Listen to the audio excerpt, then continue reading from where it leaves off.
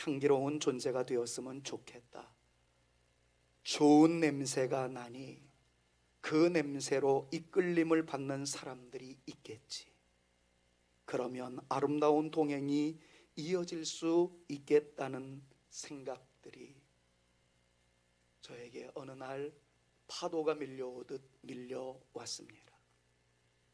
내게로 누군가가 달려오고 나는 나에게로 오는 사람이 싫지 않고 그리고 함께 하고 싶은 마음으로 가득 차 있다면 천국 가는 그 순간까지 아름다운 동행이 될 수 있겠구나를 생각해 보니까 마치 연애 시절로 돌아가는 듯한 묘한 행복의 미소가 흐르는 것을 저 나름 느낄 수 있었습니다. 순간 아가서가 떠올려졌습니다. 아가서의 뜻이 무엇인지 어떤 내용을 구성하고 있는지는 다음 설교를 통해서 더 소개를 하겠습니다만 올 한 해 동안 우리는 아가서의 숲을 드나들면서 향기로운 주님의 냄새를 맡고 그 냄새가 우리의 몸에 스며들어 우리 또한 누군가에게 주님의 향기로 나타나기를 꿈꾸면서 올해의 주제처럼 향기로운 인생, 행복한 동행을 이루어 나가고자 기도하며 나름 말씀을 준비하였습니다. 이 말씀을 준비하다가 오늘 설교의 서론으로 다음과 같은 시가 떠올려졌습니다. 너무 좋아서 이미 여러분들에게 수차례 설명했던 내용인데 또다시 오늘 이 카드를 꺼내게 됩니다. 매우 짧은 시죠. 하상욱이라는 분이 쓴 시인데 그리운 건 그대일까 그때일까. 단순한 문장인데 함축되어 있는 의미가 굉장히 많다는 것을 참 많이 느꼈습니다. 어느 때를 떠올려가면서 그때가 그리운 것은 그때 때문일까 아니면 그때 무언가가 있었기 때문인가 마구마구 생각이 번져나갔습니다. 많은 생각을 했습니다. 저에게도 그리운 그날의 흔적들이 있는 것을 발견하였습니다. 그때가 좋았는데 라고 생각되는 그 날들이 있었다는 말씀입니다. 그런데 그때가 좋았던 것이 왜 좋았을까 여러 가지들을 살펴보았더니 그때 그 순간에 그 사람이 있었기 때문이다 하는 것이 저의 내린 결론이었습니다. 그래서 이 시에다가 제가 손을 댔습니다. 이렇게 표현을 하고 싶었습니다. 그때가 그리운 건 그대가 있었기 때문이다라고 말이죠. 여러분들이 성산교회를 다니시면서 어느 시절 그때가 그리울 때가 종종 있을 겁니다. 그런데 그때가 왜 좋았는가 되돌아보면 그때 내가 좋아했던 그분이 있었기 때문에 그랬었던 것은 아니었을까 생각해 봅니다. 여러분, 오늘 말씀을 이어나가기 전에 이렇게 여러분들을 축복하고 싶습니다. 우리 모두가 서로에게 그런 존재가 되어지기를 간절히 소망합니다. 여러분들을 생각하는 그 순간에 그때 좋았어. 그때가 좋았던 건 그분이 계셨기 때문이에요. 소중한 추억을 좀 남기며 살아가는, 어쩌면 우리 존재는 머지않은 때에 사라질 수 있는 존재라지만 우리의 다음 세대들이 그때가 좋았어, 2023년도가 나에게는 꼭 기억나는, 기억되는 해였어. 왜냐하면 그때 아무개 어르신이 있었고 그분들의 눈물이 있었고 그분들의 간절한 기도가 있었지. 추억에 남을 만한 그러한 한 해가 되어질 수 있기를, 그러한 우리 존재가 되어질 수 있기를 우리 주 예수 그리스도의 이름으로 축원합니다. 올 한 해가 저물고 새로운 해를 맞이하였습니다. 지난 한 해 힘들었습니다. 그럼에도 불구하고 한편 그 속에는 미소가 흐르게 하는 행복한 순간이 있었습니다. 그것은 당신이 나와 함께 하셨기 때문입니다 라는 이 아름다운 소리가 여기저기서 노래처럼 향기로움처럼 흩날릴 수 있는 저와 여러분, 우리 모두가 되어질 수 있기를 간절히 소망합니다. 그래서 저 때문에 여러분들이 행복해질 수 있는, 여러분들 때문에 제가 힘을 낼 수 있는, 우리 모두가 서로에게 의미로 남는 아름다운 존재들이 되어서 이번 2023년도 좀 당당하게 나갈 수 있고, 내가 주저앉으려고 하는 그 순간 손을 내밀어 주시는 여러분들 때문에 함께 일어나서 멋지게 전진해 나갈 수 있는 승리하는 감격의 한 해가 되어질 수 있기를 간절히 소망하며, 그 은혜가 저와 여러분들에게 넘치기를 우리 구주 예수 그리스도의 이름으로 축원합니다. 축원합니다. 그러다 보니 제가 이 노래를 한 번도 부른 적은 없었지만 수차례 들으면서 야, 이렇게 감동스러운 가사가 있구나라는 노래를 하나 떠올리게 되었습니다. 젊은이들은 축약해서 자탄풍이라고 표현을 하던데, 자전거 탄 풍경이라는 가수 그룹들이 있습니다. 그분들이 부른 노래 가운데 너에게 난, 나에게 넌이라는 제목의 노래가 있더라고요. 내용을 살펴보노라니 어쩌면 그렇게 아가서를 닮았는지 모르겠다 하는 생각이 들었습니다. 읽어드립니다. 너에게 난 해질녘 노을처럼 한편의 아름다운 추억이 되고, 소중했던 우리 푸르던 날을 기억하며 후회 없이 그림처럼 남아주기를. 그 다음 가사가 저에게 울림이 되었어요. 나에게 넌 내 외롭던 지난 시간을 환하게 비춰주던 햇살이 되고, 외롭다라는 그 단어에다가 다 집어넣으세요. 내가 고통에 몸부림칠 수 있었던 바로 그 시간, 눈물을 내며 가슴을 칠 수밖에 없었던 바로 그 시간, 괴로움의 그 시간을 환하게 비춰주던 햇살이 되고. 이런 가사를 어디에서 인용했겠나, 아무리 생각해봐도 아가서의 그 습근을에서 나온 향기로움 아니었을까, 이런 생각이 자꾸 드는 건 제가 어쩔 수 없는 목사이기 때문에 그런 것 같기도 합니다. 더 나아가서 이렇게 표현합니다. 조그맣던 너의 하얀 손 위에 빛나는 보석처럼 영원의 약속이 되어. 여러분들이 도와주고자 내밀었던 손이 작지만 보석까지 빛났다는 거예요. 누군가를 도와주기 위해서 내밀었던 손이 보석처럼 찬란하게 빛나오더라 하는 것이죠. 너에게 난 해질녘 노을처럼 한편의 아름다운 추억이 되고, 소중했던 우리 푸르던 날을 기억하며 후회 없이 그림처럼 남아주기를. 어쩌면 그 존재 자체는 세월의 속에서 역사의 뒤안길로 사라져가고 아침 햇빛에 사라져버리는 안개와 같이 우리 곁에 영원히 남아있을 수는 없을 겁니다. 그런데 그분의 최치, 그분의 향기, 그분이 남긴 아름다운 모습은 영원히 그림처럼 남아있을 수 있을 것이다. 가사가 주는 새로운 의미가 우리에게 나타납니다. 그럼 제가 이 노래를 소개해드린 것은 바로 본문이 그렇게 전개되고 있기 때문이었습니다. 오늘 본문 말씀을 보니까 두 주인공은 힘듦의 시간을 거닐고 있었다라는 것이 전제되어 있습니다. 한편으로는 솔로몬과 술람미 여인, 영적인 의미로는 솔로몬으로 묘사되고 있는 우리 주님 앞에서의 술람미 여인으로서 묘사되는 우리 성도들의 삶이 그리 녹록지 않았다라는 것을 오늘 성경은 출발부터 그렇게 소개하고 있습니다. 두 주인공이 힘듦의 시간을 거닐었다는 거예요. 그 힘들 수밖에 없었던 결정적 이유를 오늘 성경에서는 겨울과 비로 소개하고 있는 것을 봅니다. 11절 말씀, 굉장히 짧은 시예요. 같이 한번 읽어봅니다. 겨울도 같이요. 시작. 겨울도 지나고 비도 그쳤고. 지나고 그쳤고가 희망의 메시지라고 한다면, 여러분 설교가 진행되기 전에 먼저 선포하고 싶은 절박함이 제 안에는 있습니다. 지나가야 할 모든 것들, 지나가는 놀라운 역사가 저와 여러분들에게 그쳐야 할 모든 안 좋은, 그쳐야 할 것들에 대해서는 그쳐지는 역사가 저와 여러분들에게 나타날 수 있기를 먼저 우리 구주 예수 그리스도의 이름으로 축원합니다. 자, 그러면 지나간 것, 그쳤던 그 내용은 무엇일까요? 첫 번째는 겨울이라고 성경은 말씀합니다.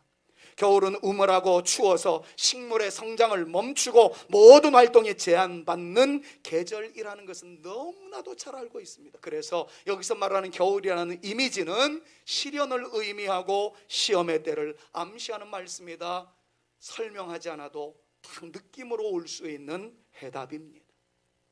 비가 문제예요. 과연 비는 어떤 의미를 가지고 있을까요?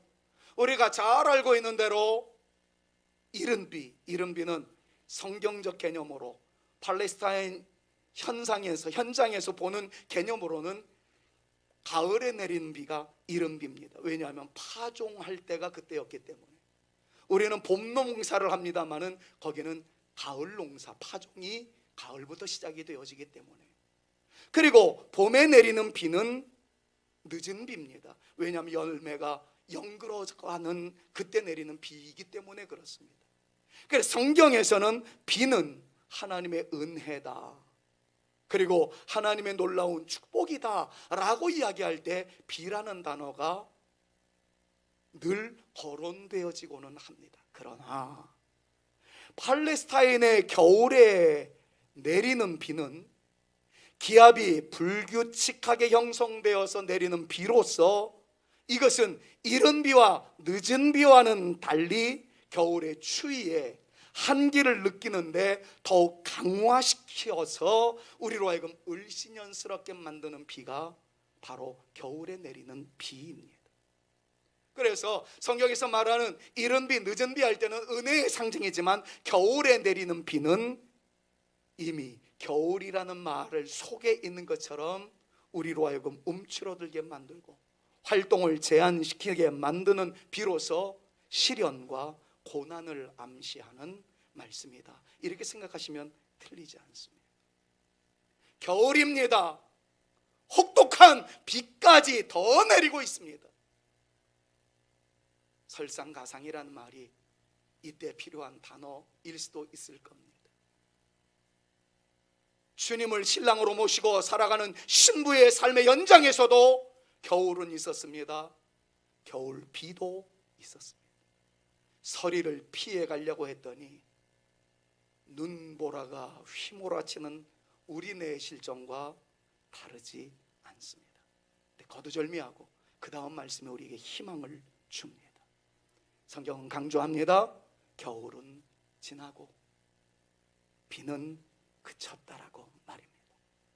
이미 말씀드렸던 대로 아가서의 1차적 주인공인 솔로몬 왕이 그의 사랑하는 여인 술람미 여인에게, 그리고 영적인 주인공인 우리 주님이 우리에게 이 말씀을 하신 것은 이제 어려움과 시련의 때가 지나갔으니 더욱더 친밀한 관계를 가지며 성숙한 관계를 맺기 위해 함께 나아가자라는 주님의 간절함이 배어있는 말씀이 바로 이 말씀임을 깨닫게 됩니다.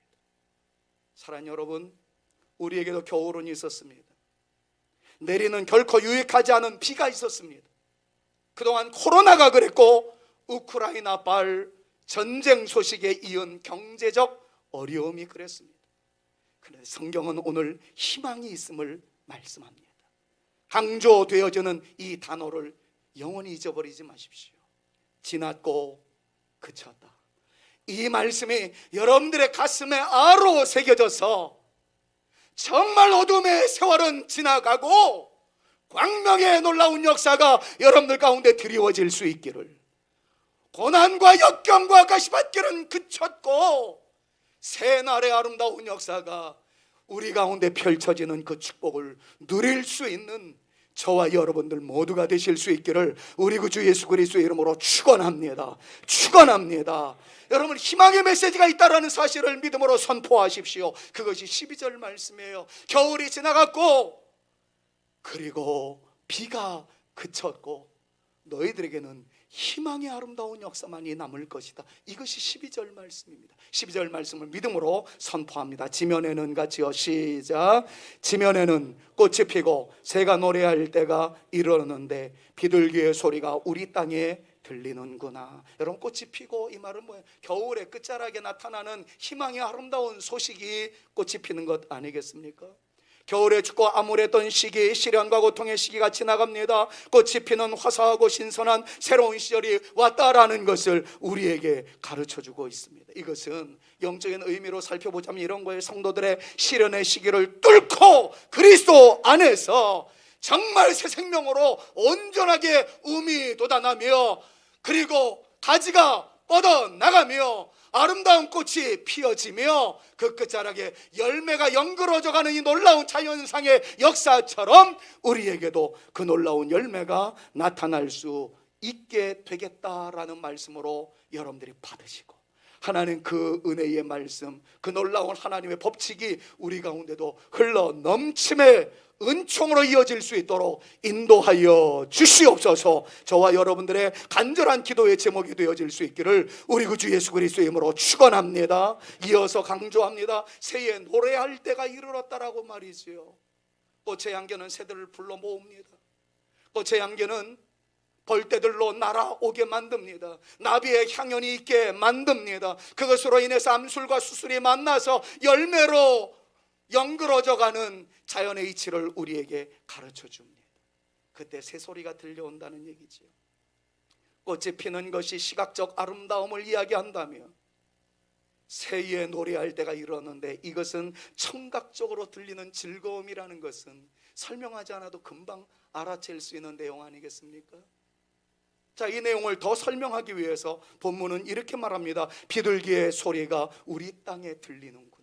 만약에 이 성경이 우리나라에서 기록되어진, 팔레스타인이 아니라 우리나라에서 기록되어졌다면 아마 비둘기의 소리가 우리 땅에 들리는구나, 요거 대신에 지지배배, 제비의 우는 소리가 들리는구나, 그렇게 썼을 거예요. 우리나라에 봄이 왔다라는 것을 알리는 새의 소리는 제비입니다.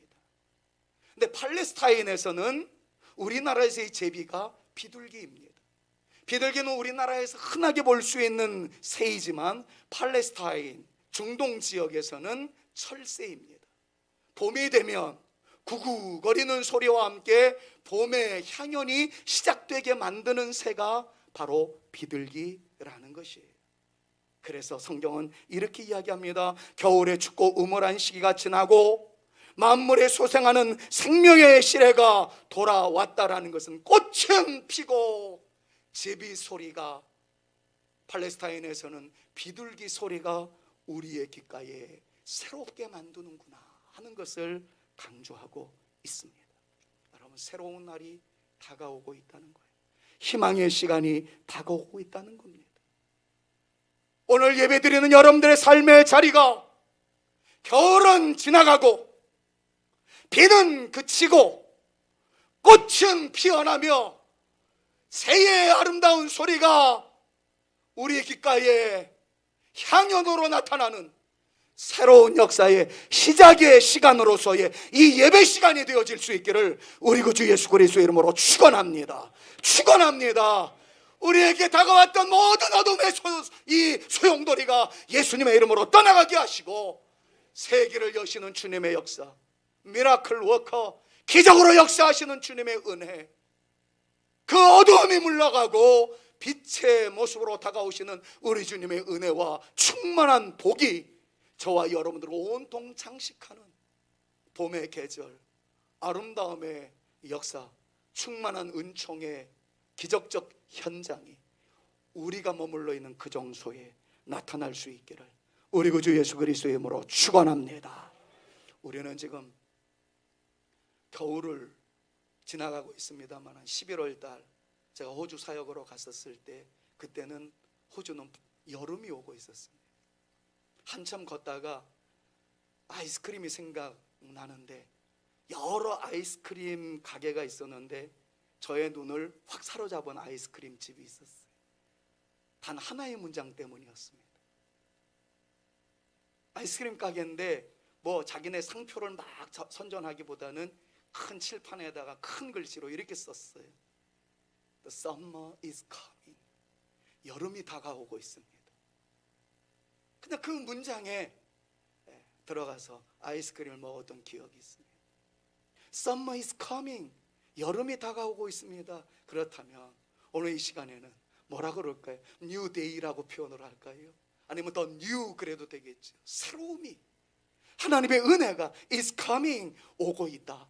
여러분, 이 사실을 좀 믿음으로 주장하고 선포하면서 하나님의 은혜가, 하나님의 역사가 나에게 오고 있음을 믿습니다. 이것이 저와 여러분들 모두의 신앙 고백이 되어질 수 있기를 우리 구주 예수 그리스도의 이름으로 축원합니다. 자, 그렇다면 이런 상황에서 우리는 어떤 존재가 되어져야 할까요? 여러분, 지금까지 설교도 중요하죠. 이제부터가 더 중요합니다. 겨울도 그쳤고요, 겨울도 지나갔고 비도 그쳤대요. 새의 소리가 나타납니다. 꽃은 피고 열매로 나타나는 아름다운 역사가 임하고 있다는 것을 우리에게 보여주었어요. 그런데 이 말씀을 또 한 귀로 듣고 한 귀로 흘려버리는 사람이 있을 거고, 한 사람은 내 것으로 받아들이는 사람이 있을 겁니다. 정말 중요한 것은 이러한 역사의 현장에서 내가 어떤 존재감을 가지고 살아가야 할 것인가. 여러분, 이게 더 중요한 설교예요. 어떻게 살아가야 할까요? 첫째, 일어나는 용기의 사람이어야 한다는 것, 익어가는 존재로서의 향기로운 삶을 좀 드러내는 존재가 되어야 한다는 것, 여러분, 이것을 꼭 놓치지 마십시오. 주님의 은혜가 밀려오는 것보다 더 중요한 건 밀려오는 주의 은혜를 받을 수 있는 그릇으로 내가 서는 것이에요. 하나님의 놀라운 역사가 나에게 오는 것도 중요하지만 그것을 받아서 내 것으로 만들어갈 수 있는 우리의 믿음이 있느냐, 그리고 성숙해져가는 우리의 믿음의 상태가 있느냐, 이것이 더 중요하다는 겁니다. 오늘 본문 말씀 13절을 보세요. 자연의 이치가 우리에게 가르쳐주는 내용이 이것입니다. 겨울은 지나갔어요. 비도 그쳤어요. 그런데 그 결과로 나타나는 자연 현상은 어떻습니까? 자, 여기서 말하는 나무는 다 우리의 인격을 의미합니다. 우리 존재를 의미하는 거예요. 같이 한번 읽어봅니다. 무화과 나무에는, 같이요, 시작. 무화과 나무에는 푸른 열매가 익었고 포도나무는 꽃을 피워 향기를 토하는구나. 나의 사랑, 나의 어여쁜 자야, 일어나서 함께하지. 그럼 모든 나무가 열매를 내었습니다. 그리고 익어가는 중에 있습니다. 그 열매는 향기를 토하는 모습을 통해서 우리에게 가르쳐 주시는 말씀은 우리의 인격도 우리의 삶도 익어가는 존재가 되어야 한다는 것을 이 말씀은 우리에게 가르쳐 주고 있습니다. 우리의 인격을 통해서도, 우리의 말을 통해서도, 우리의 미소를 통해서도, 우리가 내미는 자그마한 손길을 통해서도 좀 향기로움을 흩날릴 수 있는 아름다운 사람이 되어져야 된다는 것을 오늘 성경이 말씀하고 있는 것입니다. 사랑하는 여러분, 과거의 상처에 주저앉아 낙심만 하지 말고, 지나온 날의 실패만을 곱씹으며 흔들리지 말고, 내렸던 비의 흔적과 움츠러들게 했던 겨울만 기억하지 말고, 새 날, 새 봄, 새 향기 우리 가운데 나타나고 있다는 사실을 믿음으로 선포하며 일어나서 주의 영광을 위하여 앞으로 나아가라는 주의 말씀을 붙잡고, 우리 사랑하는 성산의 가족들이요, 지나온 날에 슬펐고 힘들었던 것 다 던져버리고 주의 놀라운 역사를 잡기 위하여 다시 한번 주님과 더불어 당당하게 나가는 내 인생 되어 보겠나이다. 다짐하는 저와 여러분들 모두가 되실 수 있기를 우리 구주 예수 그리스도의 이름으로 축원합니다. 아울러 우리에게 정말 요청하는 것은 주님의 마음을 헤아리는 성숙함이 있어야 된다는 것을 성경은 계속해서 강조하고 있어요. 어렵지 않게 쉬운 말로 한번 접근해 보겠습니다. 성숙하지 못한 아이들과 성숙한 어른들의 차이점을 어디에서 발견할 수 있겠습니까? 간단하게 이렇게 정리할 수 있을 것 같아요. 아이들은 자기만의 생각에 머물러 있습니다. 그저 배고프면 울고 마음에 들지 않으면 생떼를 씁니다. 그러나 성숙한 어른은 다릅니다. 다른 이의 마음을 헤아릴 줄 압니다. 영적으로 성숙한 사람은 내가 구하는 것을 구하다가 오지 않으면 불평할 수 있고 팩팩 돌아설 수 있지만, 영적으로 성숙한 사람은 타인의 마음을 헤아릴 줄 아는 넉넉함이 있다라고 말씀드렸던 것처럼 주님의 마음을 헤아릴 줄 아는 사람이 바로 성도의 모습입니다. 근데 오늘 본문 말씀을 보니까 성도들이 알아야 할 주님의 마음, 술람미 여인이 알고 있었던 솔로몬의 마음, 여러분 이것을 14절에서 가르쳐주고 있어요. 자, 읽으면서 주님이 나에게 향기를 바라시며 원하고 계시는 것이 무엇일까를 발견해 보십시오. 바위 틈 같이 한번 읽어볼까요? 시작. 바위 틈 낭떠러지 은밀한 곳에 있는 나의 비둘기야, 내가 네 얼굴을 보게 하라. 네 소리를 듣게 하라. 네 소리는 부드럽고 네 얼굴은 아름답구나. 솔로몬이 마음으로 술람미 여인에게 이야기합니다. 네 얼굴 보고 싶다. 네 소리 듣고 싶다. 네 소리는 내 귀에 항상 부드럽게 들리고 네 얼굴은 내 마음의 향기로움으로 다가오는 순전한 아름다움이로구나.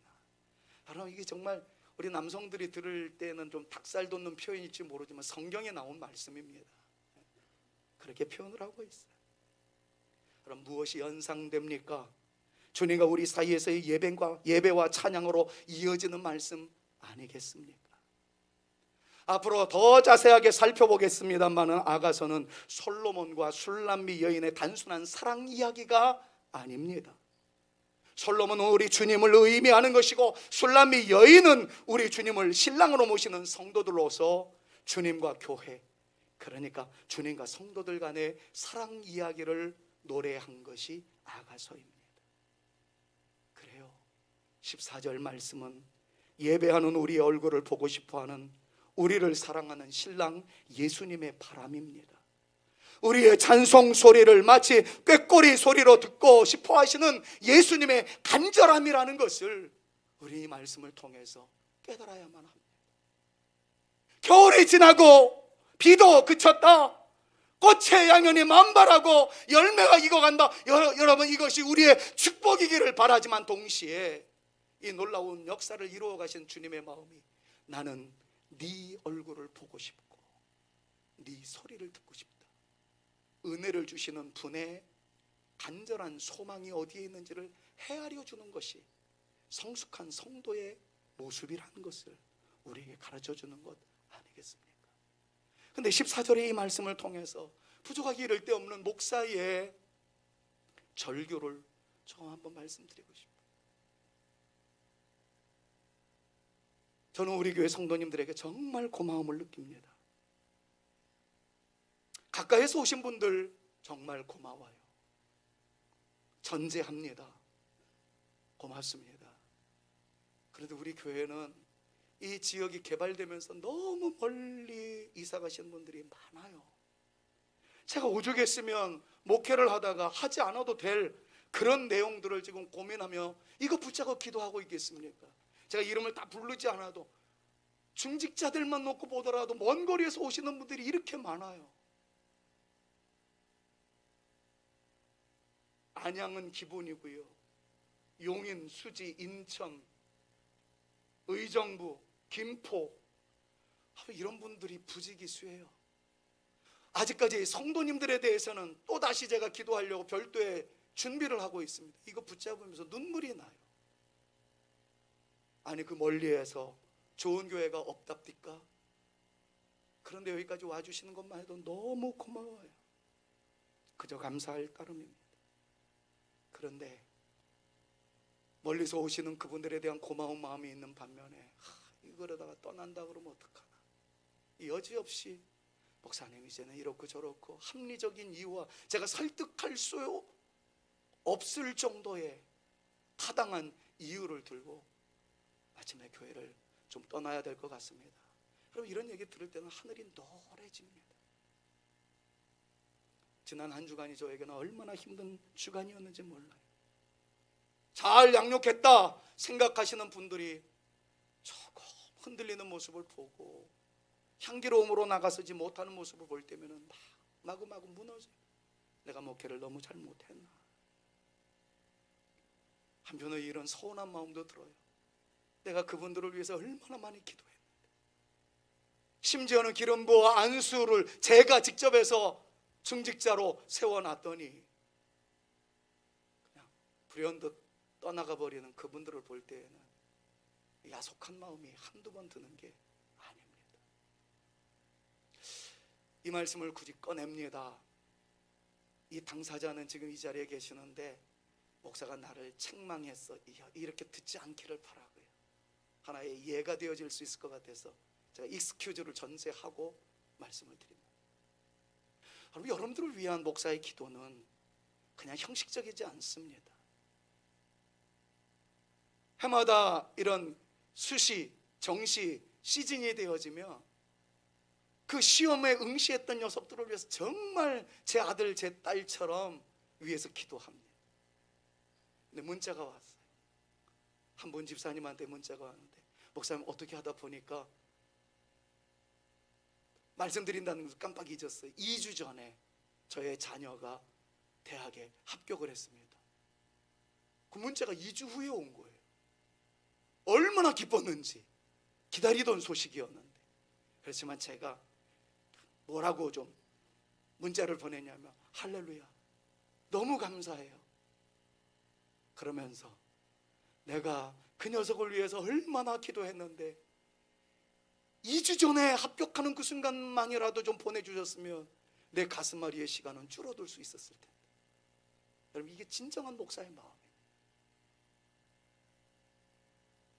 여러분들을 위해서 부족하지만 목사는 열심히 기도합니다. 간절하게 기도합니다. 좋은 일이 있으면 좀 나눠주세요. 안 좋은 일이 있을 때만 기도 부탁하지 말고. 그런데 밀려오는 생각은 그거예요. 열심히 기도해서 그 정도로 양육했더니 합리적인 이유를 들어서 떠나겠다는 이야기를 들을 때마다 얼마나 마음이 쓰리고 아픈지.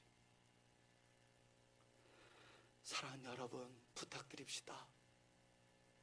사랑하는 성수한교회가 이 언덕 위에 있으므로 멀리서 오시는 분들, 오실 명분도 잃어버리고 정말 힘들고 주차할 곳도 없어서 교회를 몇 바퀴 돌다가 마침내 찾을 공간이 없어서 그냥 다시 돌아갔다는 이야기를 들을 때 목사로서는 혀를 깨물고 싶을 정도의 고통이 있는 이야기들이에요. 그럼에도 불구하고 이곳에 영적인 추억이 있었다면, 양육되었던 아름다운 모습이 있었다면, 믿음에 사랑하는 동력자들이 있었다면, 주님께서 말씀하신 것처럼 네 얼굴을 보고 싶구나, 네 소리를 듣고 싶구나.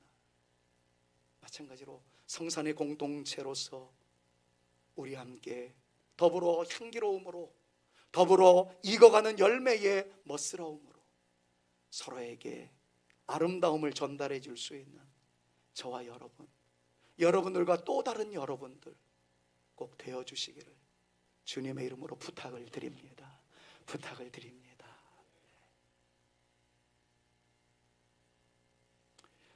방송을 통해서 보시는 분들, 얼마나 목사가 마음이 힘들었으면 저런 설교를 했을까, 이렇게 생각하시는 분들도 있을 거예요.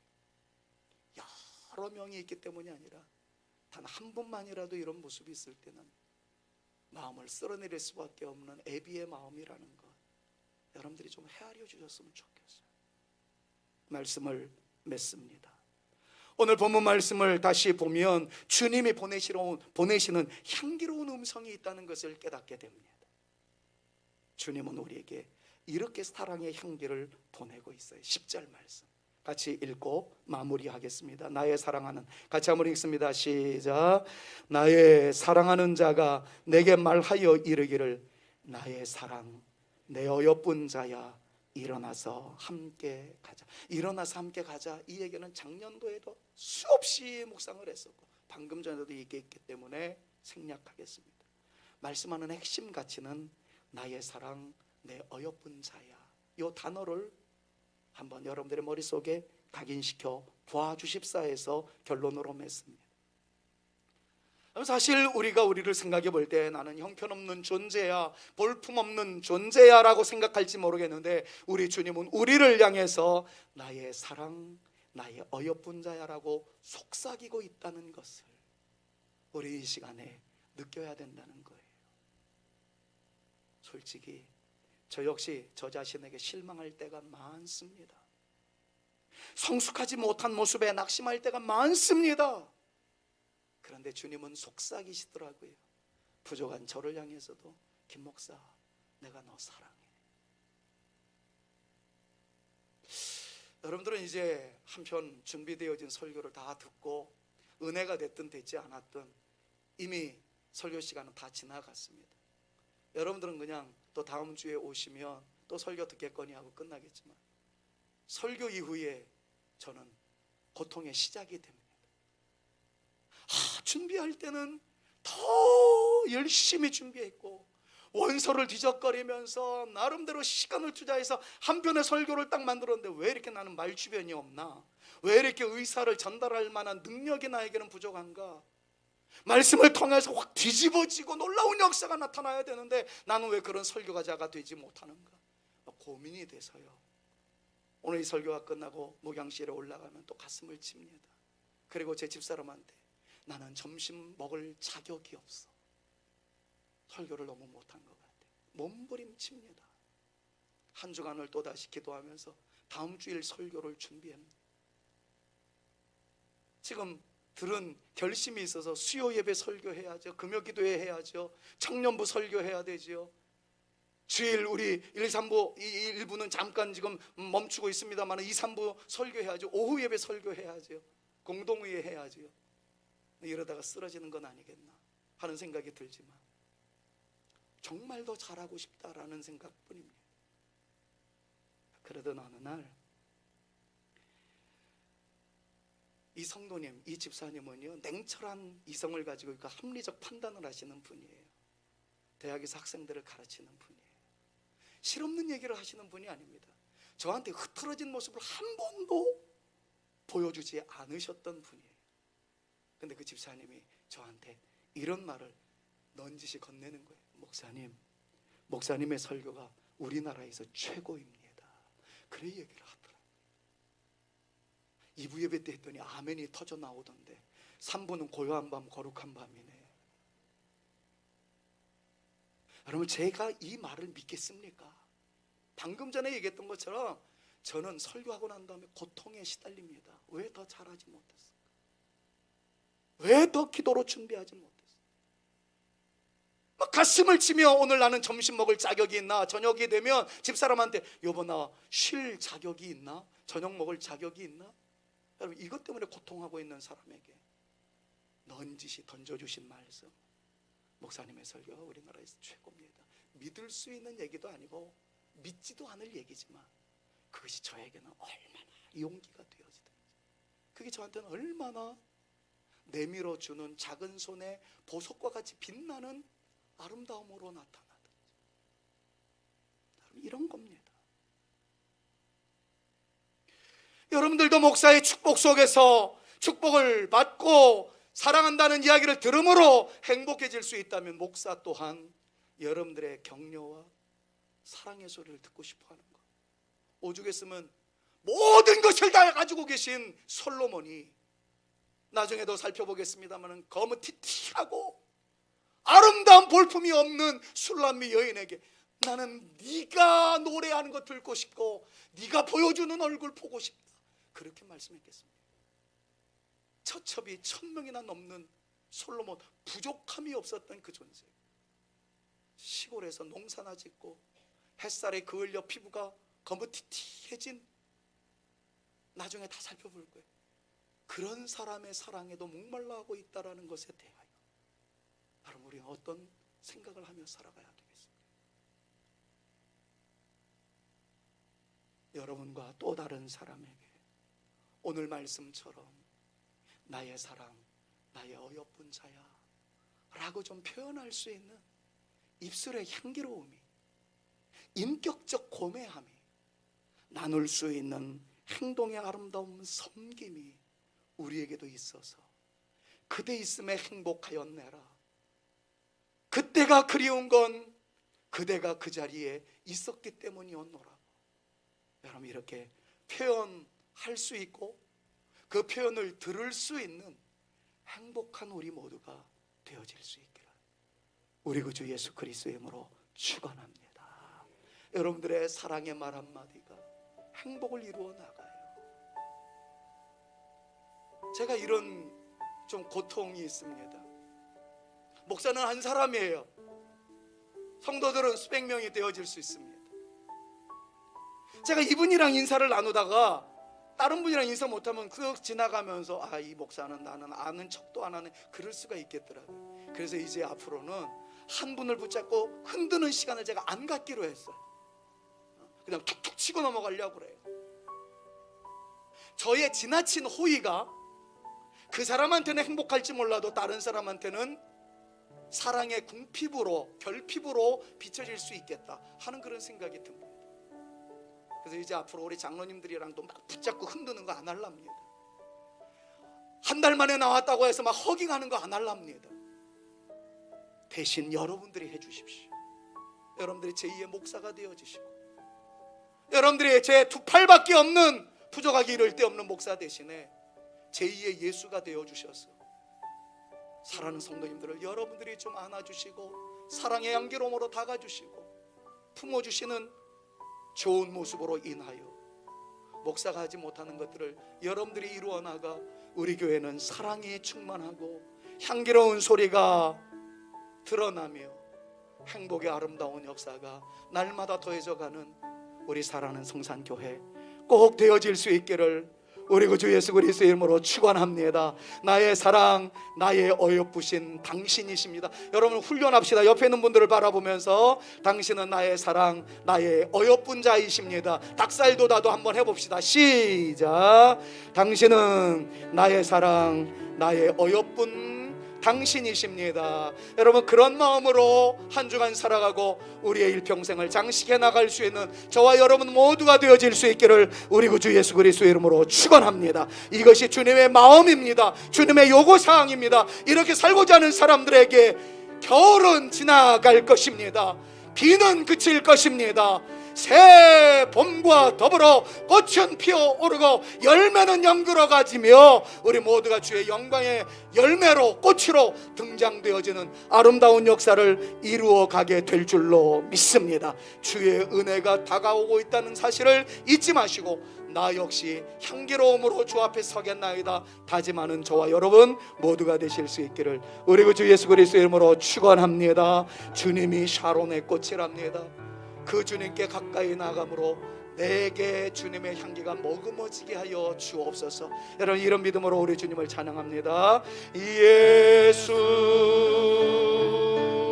샤론의 꽃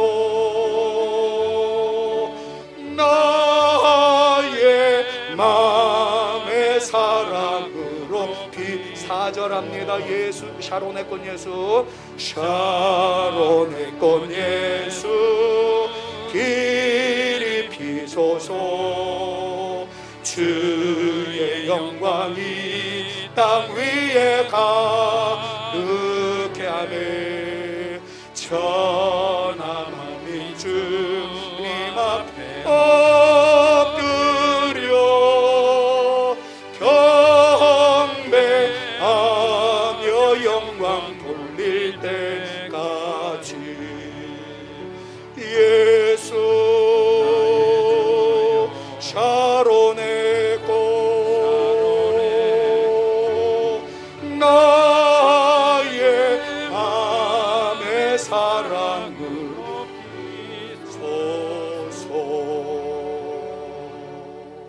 비소서. 이제는 우리 구주 예수 그리스도의 은혜와 아버지 하나님의 극진하신 사랑하심과 성령님의 감화감동 위로 교통 충만케 하심이 주님 닮은 내 인생 되어 향기로움으로 그 누군가에게 다가서리라 연그러져가는 열매의 감동으로 누군가에게 펼쳐주는 섬김의 손이 되어 보리라. 다짐하여 나의 사랑 나의 어여쁜 자 그는 바로 너희다라는 주님의 음성을 듣고 우리 또한 주님을 닮아 감으로써 서로에게 나의 사랑, 나의 어여쁜 분은 당신이십니다. 서로 존중해주며 사랑으로 다가서는 우리 모두가 되어짐으로써 우리 사는 곳, 가정, 우리 공동체, 섬기는 사회적 필드 곳곳에 그리스도의 향기로움으로 등장되어 보리라 다짐하며 돌아가는 주의 택한 자녀들 머리머리 위에와 저들의 가정 위에와 스라의 자녀 손들과 우리 성산교회 위에 이제로부터 영원토록 함께 있을지어다. 아멘.